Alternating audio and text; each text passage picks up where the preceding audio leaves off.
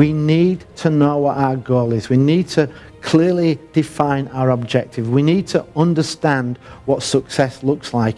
Because if we don't do that, there's no way that we can figure out the how far, the who, or the how, because we don't know what it is we're trying to do. Give our teams transparency into the progress we are making.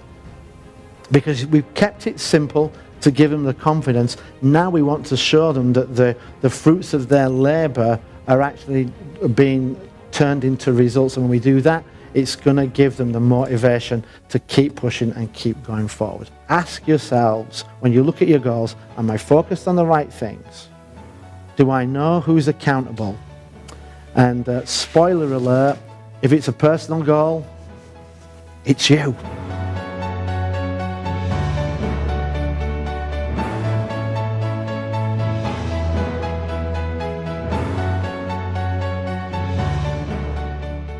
Having fallen off a stage twice at the same event, oh yes, I fell on and I fell off. Am I focused? Do I know what success looks like for me as a speaker? Do I know the roles and responsibilities, and have I communicated them to the people involved? Do I have a simple approach to achieve it, and am I measuring how well I'm doing? And if you do that, you will have significant improvement in your business.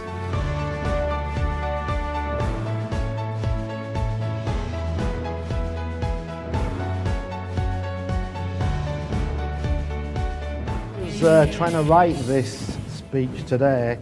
I was called away to do some photographs, so I'm going to be making it up as I go along. I'll try not to be funnier than the last guy. So I'm going to start by telling you how you can build a following on Twitter. Is you need to start providing content, and the content has to be great content.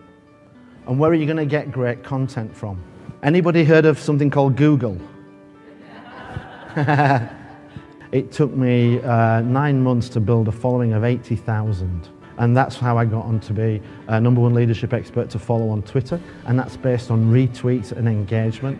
And that got me noticed for all the content that I produced and got me into Inc. magazine as top 100 leadership expert. And it took my blog, because I was now using this network to share my content, took my blog to the #4 most shared blog.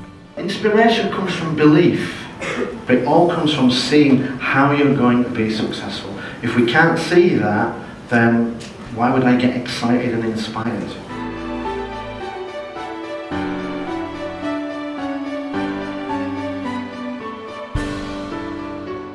So nous devons trouver nos points de départ.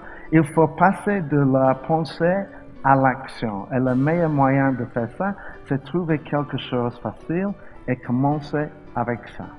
Commence à célébrer et reconnaître les petits succès au début, car celui qui nous motive et qui crée une dynamique positive. Visez haut, commencez petit, célébrez, continuez. Simplicity is the key to getting people bought into what we want to do. And this process is tell them why, show them how, and give them praise. And if we follow this 3-step process, it will help you change the attitude within your teams. A lot of people think you cannot change attitudes, but believe me, I can and I have by following this process. And as leaders, it's our job to show the way. If we don't know how we're going to get from where we are to where we need to be, then we shouldn't be in a leadership position. And this is the most important, and I cannot stress how critical it is we've got to give our teams praise. There's a simple question you can ask to your teams that will get them to take accountability. And that question is, do you have everything you need to be successful? And when they say yes, subconsciously they've accepted accountability. I have everything I need. And when it comes to explaining things, we need to make sure that we're clear about it, but we also need to have things clearly explained to us. If you cannot explain it to an 8-year-old, you don't understand it. And if they cannot communicate to me how it's going to work, then one of two things.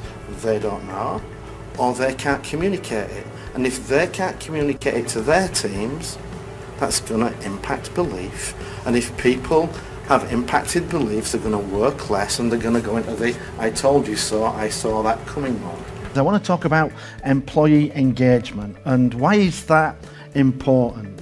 It's important because in order to deliver the initiatives and the innovation and the digital excellence we need, we're going to need our teams to be engaged. We need them to buy in order to do that work and deliver it for us. So as leaders, in order to engage our teams, what we need to do is show them that we're not going to fail and that we are going to be successful. Another reason why we fail is because we have too many priorities. And when everything's a priority, nothing becomes a priority. We need to make sure that we communicate the goals and objectives to our team so they understand what's important. They know what success looks like. So if they have to make a decision, they're making an informed decision and try and get us to focus on the right things. And when we're focused on the right things, the effort that we put in is going to get converted into results, and that's going to motivate people as they start to see the progress that they're making. We've got to hold people accountable. And the best way I've found to do this is to do it from a position of support. So when we have the review meetings, it's about how well is it going, what can I do to help you if you're having a problem, or good job, well done. And if we take that approach, then people will start to accept and adopt accountability. But if we are too aggressive and we get into create a culture of blame or start to blame people, blame kills innovation. It also disempowers us.